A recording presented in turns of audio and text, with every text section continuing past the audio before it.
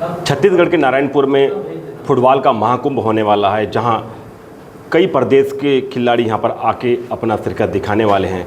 हमारे बीच भारत देश के वाइचिंग भूटिया के गुरु रह चुके, उनके क्लब में रह चुके हमारे साथ आज नारायणपुर में हैं। उनसे चर्चा करते हैं क्या इनका यहाँ का अनुभव है और कैसा है नारायणपुर की धरती। जी नमस्कार, आपका स्वागत है नारायणपुर में। तो मेरा गर्व है जो कि यहाँ मुझे काम करने का मौका मिला है। पहली बात, यहाँ आके हम देखें, हम बहुत सारे स्टेट में काम किए हैं। यहाँ आके देखें बच्चे लोग में काफ़ी अच्छे पोटेंशियल है, काफ़ी अच्छे पोटेंशियल है। जी, पहले आपका नाम जानना चाहेंगे और कहाँ कहाँ आपने सेवा दिया है और कौन कौन से खिलाड़ी हैं और अभी कौन से स्तर में है वो? मेरा नाम रंजन चौधरी है। मैं टाटा फुटबॉल अकेडमी में बहुत दिन काम किए, 25 साल काम किए, जहाँ से करीब 300 लड़का इंडिया खेल चुका है वहाँ से, बहुत सारे। अब फिर वहाँ ईस्ट बंगाल में काम किए, पुणे FC काम किए, नॉर्थ ईस्ट, पूरा बहुत दिन लंबा सफ़र चला मेरा। कंट्री का कम से कम 16 स्टेट में हम काम कर चुके हैं। लेकिन सबसे गर्व का बात मेरा यहाँ काम करने को मुझे मौका मिला है नारायणपुर में। इसे तो पिछड़ा क्षेत्र कहा जाता है, यहाँ नक्सल क्षेत्र कहा जाता है, फिर भी आपने इस जगह को चुना और इस यहाँ के बच्चों को आपने बहुत आगे तक बढ़ाया। मैंने देखा है कि केरल, आपके पंजाब के एरिया में या फिर ईस्ट के एरिया में हो, यहाँ के बच्चे कहीं ना कहीं हमको देखने को मिलते हैं। क्या लगता है यहाँ के बच्चों के बारे में बताएंगे थोड़ा सा? देखिए, सबसे बड़ी बात है, आपको जितना गाँव के बच्चे लोग होता है पूरे कंट्री में, वही लोग स्पोर्ट्स संभाल रहे हैं। चाहे जो भी बच्चे खेल रहे हैं, चाहे बैचून खेले, चाहे बहुत सारे बच्चे, सब इंटीरियर विलेज से आता है। क्योंकि ये हम लोग के यहाँ का जर्नी बहुत पुराना जर्नी है। बस्तर जिला में फुटबॉल बहुत पुराना एक रीति रह गया। लेकिन अभी हम लोग कोशिश कर रहे हैं उसको नेशनल मेन स्ट्रीम में लाने के लिए कोशिश कर रहे हैं। महाराज जी तो बहुत अच्छी तरह काम कर रहे हो। हम टाटा में भी थे, टाटा में की हिम्मत नहीं है 32 स्टेट लेके काम करना, जो कि महाराज जी ने इतने बड़े जिम्मेदारी लिए हुए हैं। और उसका अभी यहाँ पे जितने टीम आ रहे हैं, जैसे बहुत अच्छे स्टेट का प्लेयर लोग आ रहे हैं, केरला, गोवा, पंजाब, बंगाल, वो लोग बहुत आगे निकल गए हम लोग से। उन लोग से हम लोग टक्कर देंगे, हम लोग कोशिश करेंगे और वो करने का हम लोग उम्मीद रखते हैं। हम लोग उसको सेम लेवल में हम लोग खेलेंगे। बट एक बात है, इंडिया में 12 घराना का फुटबॉल चलता है, केरला का अलग घराना। हमारे साथ और भी हैं, महाराज जी हैं यहाँ के, व्यप्तानंद जी, हम इनसे बात करते हैं। कैसे लग रहा है महाराज जी, आपके यहाँ देश का सबसे बड़ा महाकुंभ होने वाला है फुटबॉल का? जी, ये तो गर्व का विषय है। हमने तो कोशिश किया कि कैसे भी हो इसको संपन्न करे, और हमारे साथ हमारे श्री रामकृष्ण महासारदा और स्वामी विवेकानंद स्वयं हमको मदद कर रहे हैं। कैसे लग रहा है महाराज जी, आपके यहाँ देश का सबसे बड़ा महाकुंभ होने वाला है फुटबॉल का? जी, ये तो गर्व का विषय है। हमने तो कोशिश किया कि कैसे भी हो इसको संपन्न करे, और हमारे साथ हमारे श्री रामकृष्ण महासारदा और स्वामी विवेकानंद स्वयं हमको मदद कर रहे हैं, और इसी कारण से हम कर पा रहे हैं। और मैं कुछ नहीं सोचता, इसको हमको अभी संपन्न करना है, बस यही हमारे अभी ध्यान में है और कुछ नहीं। ये देश में पहली बार है कि बहुत सारे राज्य के बच्चे एक जगह में आके खेलने वाले हैं, और एक छोटी सी जगह है जी। यहाँ आप कैसे मैनेजमेंट करेंगे, कहाँ रखेंगे उनको, और क्या फुटबॉल को ग्राउंड में कौन कौन से फुटबॉल ग्राउंड को चुना गया है? आप देखिए, हमारे यहाँ हॉस्टल्स है, बड़े बड़े हॉस्टल्स। तो वो एक हॉस्टल को उन खिलवाड़ के लिए हमने डेडिकेट किया, जिसमें सारे हॉस्टल के बच्चे लोग वहाँ ये फुटबॉलर्स लोग रहेंगे, और हॉस्टल खाली कर दिया हमारे बच्चों लोग। और सबसे बड़ी बात है कि खाने पीने जो यहाँ सब सारी व्यवस्था हमने किया। खाली फुटबॉल मैदान हमारे एक ग्रास कोर्ट है और एक टार्फ का है। जो मेन खेल होगा वो टार्फ में होगा, और ग्रास कोर्ट भी हमारे तैयार है, अगर ज़रूरत पड़े तो करेंगे, लेकिन प्रैक्टिस के लिए रखे हैं, हमको कोई प्रॉब्लम नहीं। सारे प्लेयर्स को हमारे आश्रम के भीतर ही रखेंगे, सब कुछ रहना। चलो, धन्यवाद आपका। हमारे साथ छत्तीसगढ़ में सारे बच्चों को ट्रेंड करने वाले हमारे छत्तीसगढ़ के फुटबॉल गुरु हैं, हमारे साथ में हैं। मोहन जी, आपका बहुत बहुत स्वागत है नारायणपुर में। बताना चाहे वो आप कैसा यहाँ का अनुभव बताइए थोड़ा सा। नारायणपुर का अगर मुझसे अनुभव पूछा जाए तो मैं पिछले 26 साल से यहाँ पर आ रहा हूँ, और इस 26 साल में हर साल लगातार कुछ न कुछ एक नया चीज़ नारायणपुर आश्रम करते आ रहा है। नया चीज़ मतलब मैं हिंदुस्तान के बहुत सारे स्टेटों में गया हूँ, खेला हूँ, आयोजन देखा हूँ। हिंदुस्तान के बाहर भी इंडिया टीम के साथ भी गया हूँ, वर्ल्ड कप फुटबॉल भी देखने गया हूँ। मोहन जी, ये क्षेत्र सबसे पिछड़ा कहा जाता है, आदिवासी बहुल्य एरिया है। यहाँ खेलने पढ़ने का और रहने का बड़ा तकलीफ है, लेकिन यहाँ के बच्चों को आप लोगों ने तैयार करके उस लेवल तक पहुँचा रहे हैं। क्या यहाँ के बच्चों में क्या किस प्रकार की क्वालिटी है?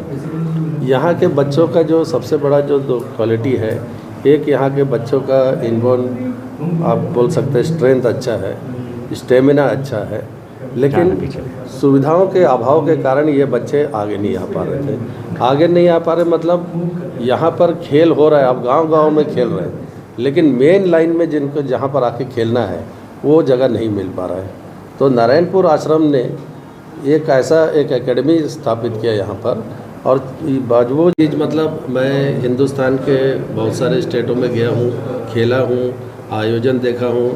हिंदुस्तान के बाहर भी इंडिया टीम के साथ भी गया हूँ, वर्ल्ड कप फुटबॉल भी देखने गया हूँ। मोहन जी, ये क्षेत्र सबसे पिछड़ा कहा जाता है, आदिवासी बहुल्य एरिया है। यहाँ खेलने पढ़ने का और रहने का बड़ा तकलीफ है, लेकिन यहाँ के बच्चों को आप लोगों ने तैयार करके उस लेवल तक पहुँचा रहे हैं। क्या यहाँ के बच्चों में क्या किस प्रकार की क्वालिटी है?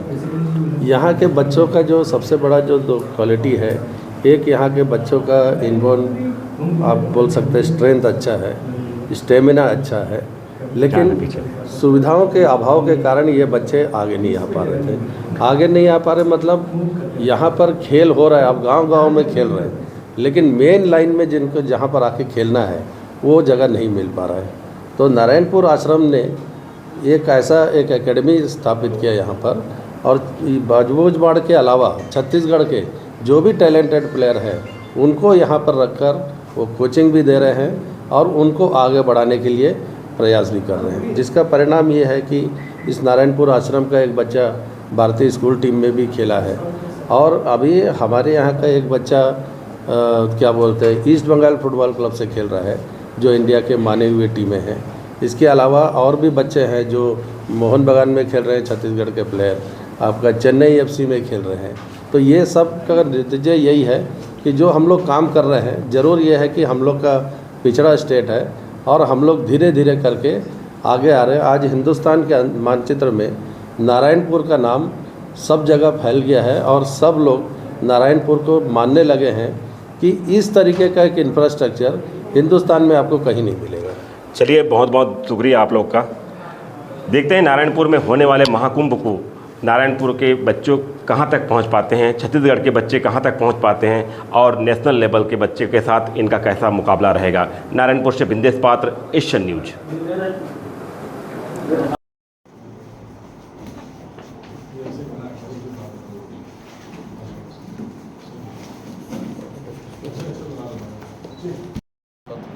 भाइयों को बंधुओं को मैं यहाँ स्वागत करता हूँ। इस प्रेस कॉन्फ्रेंस में मैं एक दो बातें कहना चाहूँगा। एक्चुअली स्वामी विवेकानंद ने युवाओं के लिए एक आइकन के रूप में है और उन्होंने फुटबॉल में युवाओं को प्रेरित किए कि पहले फुटबॉल खेलो, तब गीता को अच्छा से समझ पाओगे। तुम्हारे शरीर को समर्थ बनाना है, तब मांसपेशियाँ तुम्हारी सारे कुछ बल शक्ति से भरपूर रहना चाहिए। दूसरी बात है कि स्वामी जी के नाम पर एक फुटबॉल टूर्नामेंट हो, हम चाह रहे थे। मैं एक दो जगह में पहले कोशिश किया था, शायद 6 साल पहले, नहीं हो पाया। तो इस बार हमारे रंजन चौधरी जो हमारे हेड कोच है, उनसे मैं बोला कि स्वामी जी के नाम पर एक टूर्नामेंट होना चाहिए। तो उन्होंने हमको उत्साहित किए और हमने इसके लिए कोशिश किया और हमने निश्चय किया कि पहले 12 टीम को लेके हम खेलेंगे और उसमें एक अवार्ड रखेंगे करके, हम जैसे दूसरे लोग करते हैं ऐसे करेंगे, लेकिन वो नेशनल लेवल पे होगा। हमने ये अप्रूवल के लिए AIFF को लिखा तो उन्होंने और दूसरे प्रपोजल हमको दे दिए। कहते हैं कि अंडर 20 कोई अभी हमारे ये नहीं है, टूर्नामेंट नहीं है।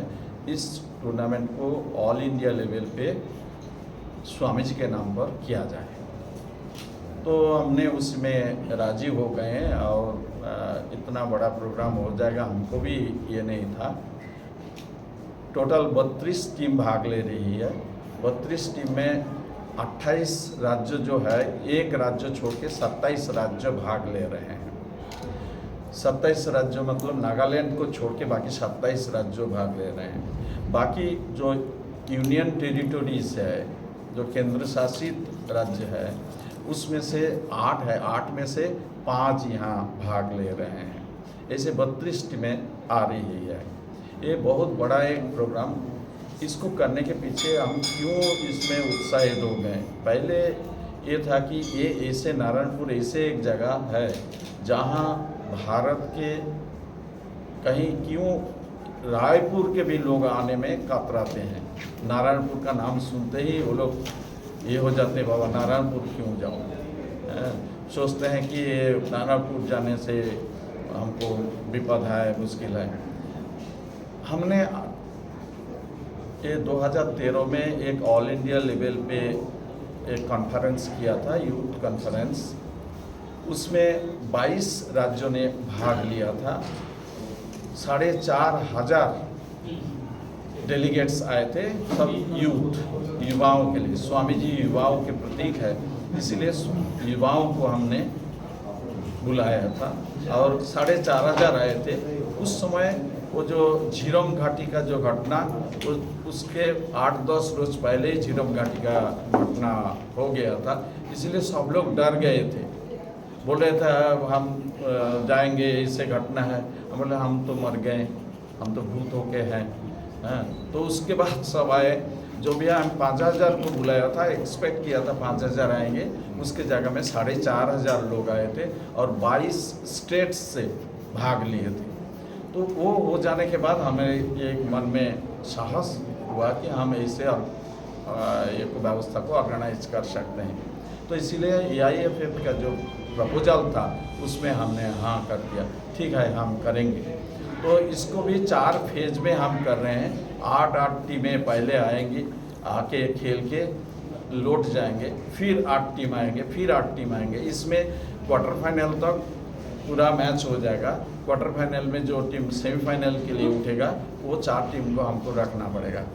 फाइनली वो सारे सेमीफाइनल्स 20 मई को होगा और फाइनल 22 मई 22 मई को होना है। बाकी जो ये है आपको कार्ड दिया गया है, उसमें आप देखिए।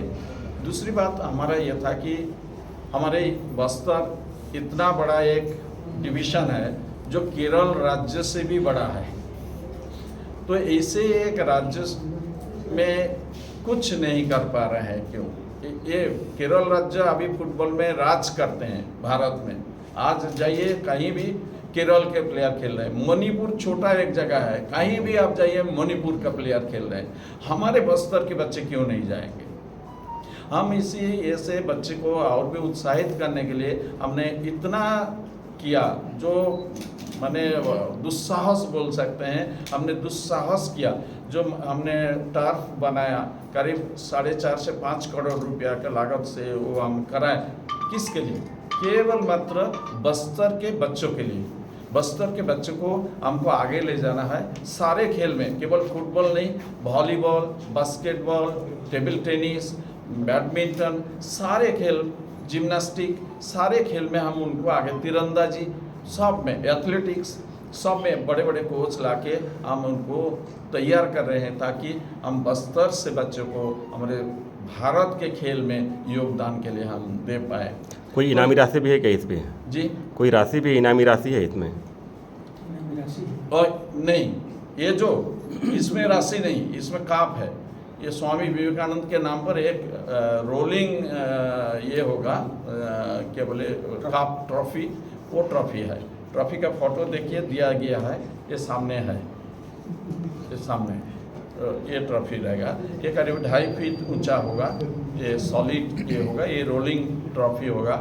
इसका जो ये रहेगा रेप्लिका वो दिया जाएगा। किस प्रकार की चुनौती है अबुझमाड़ के प्रवेश द्वार में इतने बड़े टूर्नामेंट को कराने में?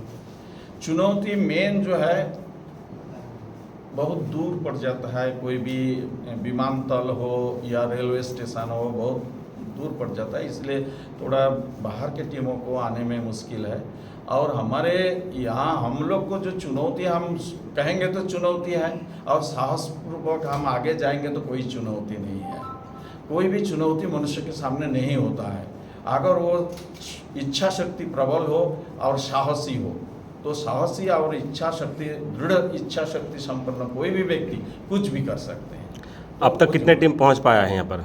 जी, कितने टीम पहुंच पाया है? अभी तो एक आ गया कल रात को, आज आने का है 4 टीम 5 टीम आज आ जाएंगी, बाकी जो 3 टीम 8 टीम का, तो बाकी 3 टीम कल आ रहे हैं।